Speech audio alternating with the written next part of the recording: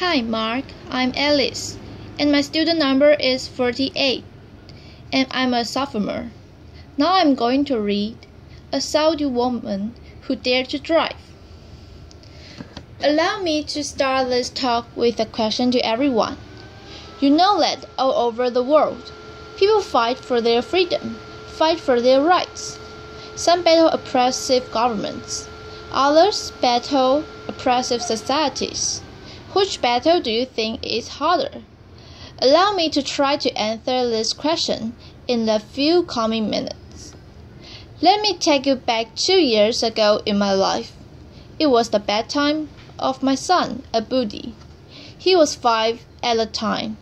After finishing his bedtime rituals, he looked at me and he asked a question. Mommy, are we bad people? I was shocked. Why do you say such things, Abudi? Earlier that day, I noticed some bruises on his face when he came from school. He wouldn't tell me what happened, but now he was ready to tell. 2 boys hit me today in school. They told me, "We saw your mom on Facebook. You and your mom should be put in jail." I've never been afraid to tell Abudi anything. I've been always a proud woman of my achievements. But those questioning eyes of my son were my moment of truth. When it all came together, you see, I'm a Saudi woman who had been put in jail for driving a car in a country where women are not supposed to drive cars. Just for giving me his car keys. My own brother was detained twice, and he was harassed to the point he had to quit his job as a geologist, leave the country with his wife and 2-year-old son. My father had to sit in the Friday sermon listening to the imam condemning women drivers and calling them prostitutes amongst tons of worshippers. Some of them are friends and family of my own father. I was faced with an organized defamation campaign in the local media combined with false rumors shared in family gatherings, in the streets, and in schools. It all hit me. It came into focus that those kids did not mean to be rude to my son.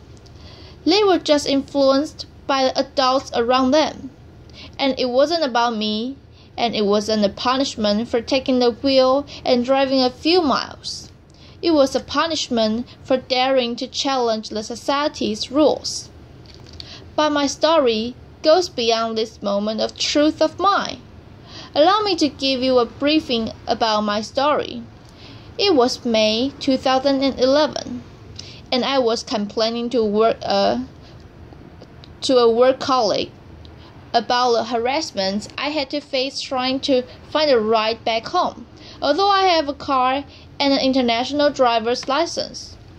As long as I've known, women in Saudi Arabia have been always complaining about the ban. But it's been 20 years since anyone tried to do anything about it. A whole generation ago. He broke the good or bad news in my face. But there is no law banning you from driving. I looked it up, and he was right. There wasn't an actual law in Saudi Arabia. It was just a custom and traditions that are enshrined in rigid religious fatwas and imposed on women. That realization ignited the idea of June 17th, where we encouraged women to take the wheel and go drive. It was a few weeks later we started receiving all this. Men wolves will rape you if you go and drive. A courageous woman. Her name is Naja Hariri. She's a Saudi woman in the city of Jeddah. She drove a car and she announced, but she didn't record a video. We needed proof. So I posted a video on YouTube, and to my surprise, it got hundreds of thousands of views the first day. What happened next? Of course, I started receiving threats to be killed, raped, just to stop this campaign. The Saudi authorities remained very quiet. that really creeped us out. I was in a campaign with other Saudi women and even men activists. We wanted to know how the authorities would respond on the actual day, June 17th, when women go out and drive. So this time I asked my brother to come with me and drive by the police car. It went fast. We were arrested, signed a pledge not to drive again, released. Arrested again, he was sent to detention for 1 day, and I was sent to jail. I wasn't sure why I was sent there, because I didn't face any charges in the interrogation. But what I was sure of was my innocence. I didn't break a law, and I kept my abaya. It's a black cloak. We were in Saudi Arabia before we leave the house, and my fellow prisoner kept asking me to take it off. But I was so sure of my innocence, I kept saying, "No, I'm leaving today." Outside the jail, the whole country went into a frenzy, some attacking me badly and others supportive, and even collecting signatures in the petition to be sent to the king to release me. I was released after 9 days. June 17 comes. The streets were packed with police cars and religious police cars, but some 100 brave Saudi women broke the ban and drove that day. None were arrested. We broke the taboo. So I think by now everyone knows that we can't drive, or women are not allowed to drive in Saudi Arabia, but maybe few know why. Allow me to help you answer this question. There was this official study that was presented to the Shura Council. It's the consultative council appointed by the king in Saudi Arabia, and it was done by a local professor, a university professor.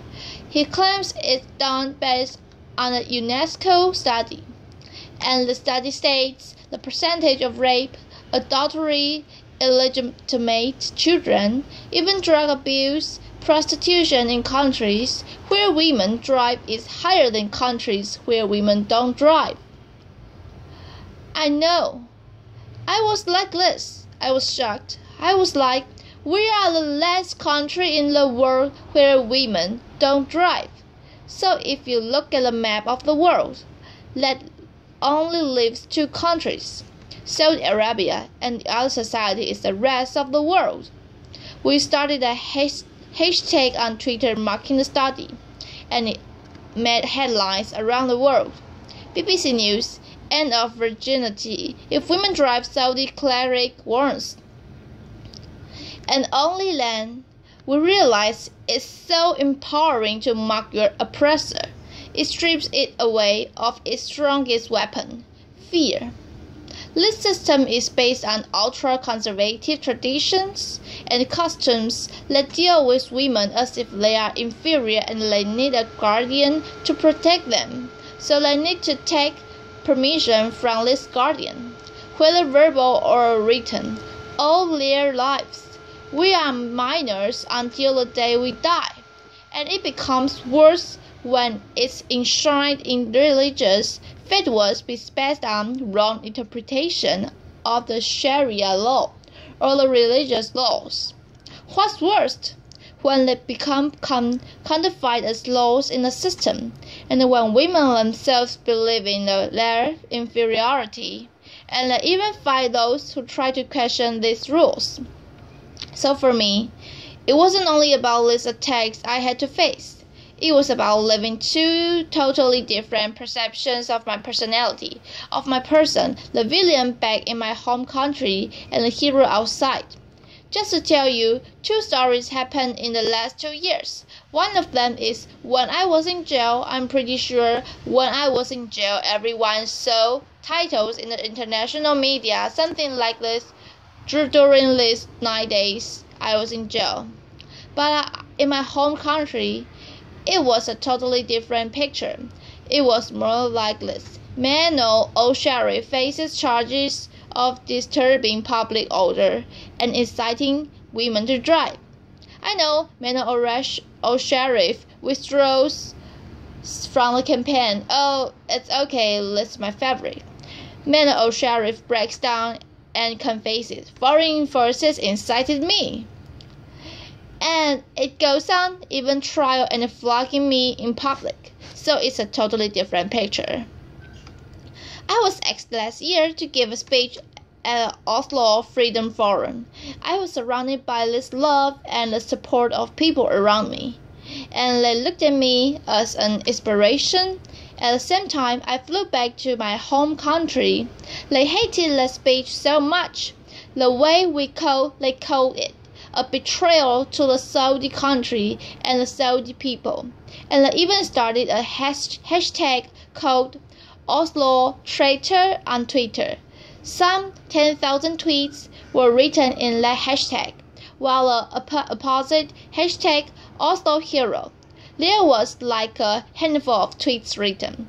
They even started a poll. More than 13,000 voters answered this poll, whether they considered me a traitor or not after the speech.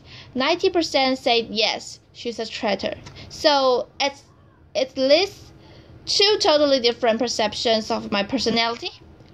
For me, I'm a proud Saudi woman, and I do love my country. And because I love my country, I'm doing this. Because I believe a society will not be free if the women of the society are not free. Thank you, thank you, thank you, thank you, thank you, thank you. But you learn lessons from these things that happen to you. I learned to be always there.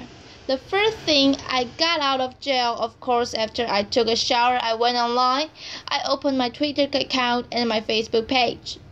And I've been always very respectful to those people who are opinion to me. I will listen to what they say, and I will never defend myself with words only. I will use actions. When they said I should withdraw from the campaign, I filed the first lawsuit against the General Directorate of Traffic Police for not issuing me a driver's license. There are a lot of people also very big support, like those 3,000 people who signed a petition to release me. We sent a petition to the Shura Council in favor of lifting the ban of Saudi women, and there were like 3,500 citizens who believed in that, and they signed that petition. There were people like that. I just showed some examples who are amazing, who are believing in women's rights in Saudi Arabia and trying, and they are also facing a lot of hate because of speaking up and voicing their views. Saudi Arabia today is taking small steps toward enhancing women's rights. The Shura Council was appointed by the king by royal decree of King Abdullah. Last year there were 30 women assigned to that council, like 20% of the council. The same time, finally, the council, after rejecting our petition for four times for women driving, they finally accepted it last February.